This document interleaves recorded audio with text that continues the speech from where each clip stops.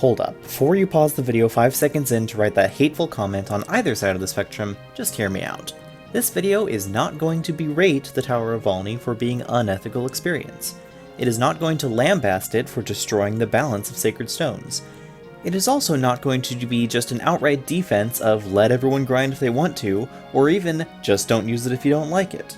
My goal is to be a little more in-depth on the tower, discussing the pros and cons of using it, and discussing the actual lived experience of a run using Valni in various amounts at various stages to see what it actually does to a run. I promise you there will be more than enough meat here to sink your comments into, just let me put it out there first. Well, with that out of the way, this is Mithril Zenith, and today I want to talk to you about what using the Tower of Valni actually does to a run of Fire Emblem 8 The Sacred Stones. For the uninitiated, the Tower of Valni is an optional area on the overworld map that you unlock one floor of every chapter starting at Chapter 9. Every floor has monsters of increasing power, as well as some generally increasing rewards too, culminating in a fight against some very strong endgame-worthy enemies on Floor 7. You can repeat the tower as many times as you like, and you can leave during or after any floor, but if you want to get to a higher floor, you need to play through all the previous floors in the same run. The most important floor worth mentioning, though, is Floor 1. The enemies are weak enough that any unit can survive with a bit of careful positioning, 0-speed Revenants with limited damage, a handful of Bone Walkers with random weapons, and the occasional extra Entombed that are stronger but worth a lot more experience, with a stationary 1-range lock Entombed boss that gives effectively a free level to whomever gets the last hit. And as if all this repeatable free experience wasn't tempting enough, the Bone Walkers have a small random chance to spawn with some incredibly good equipment, some of which can't even be bought from the in-game shops.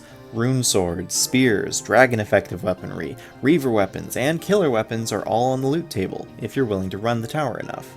So it's very rewarding and can give infinite experience and rare items as early as Chapter 9. Where's the drawback?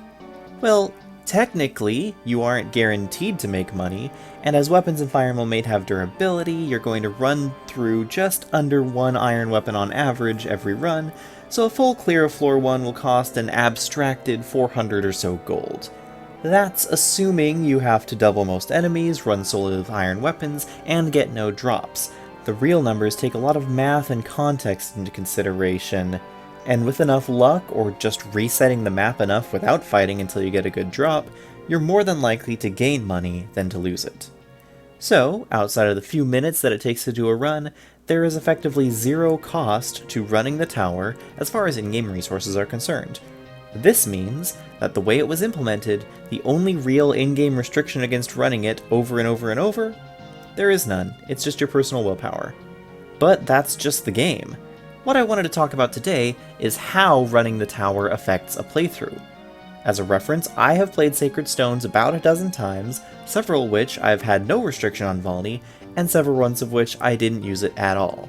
I don't consider Sacred Stones to be a particularly hard game either with or without the tower, so this makes it the perfect example to point to for availability of unnecessary grind.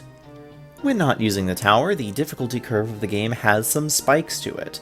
In FR mode, for instance, Chapter 11, The Phantom Ship, Chapter 13, Florswar Oath, and Chapter 14, Father and Son, all tend to be significantly harder than most of the other chapters relative to the average strength of your army.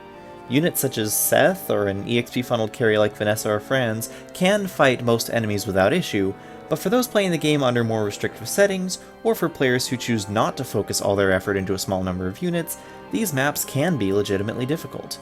Phantom Ship, for instance, is a large number of enemies from multiple directions with no pause for safety. Florswar Oath presents a fairly strong and accurate bolting boss in the middle, with several other strong enemies and a number of timed objectives to grab, and Father and Son is a blitz to recruit Ranak before he leaves with the member card and some other very nice treasure, whilst dealing with Sleep, Silence, and Berserk staves, a significant number of reinforcements from every direction, and several other obstacles.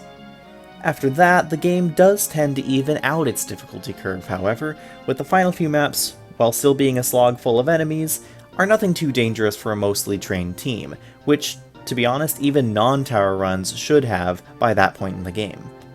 So, what does adding the tower do? Well, if you only do one run here or there between maps, the difficulty curve, especially of Ephraim route, smooths out very nicely.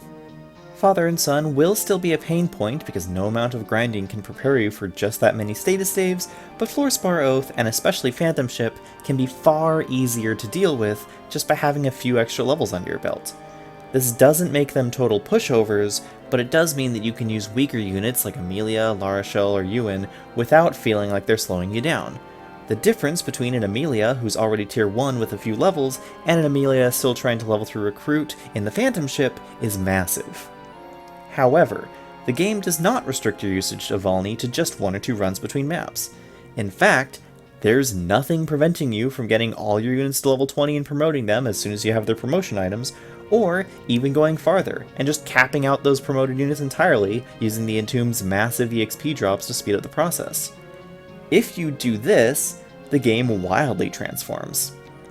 For reference, I recently did a casual draft of Fire Emblem 8, where most of my units got horribly speed screwed in their early levels.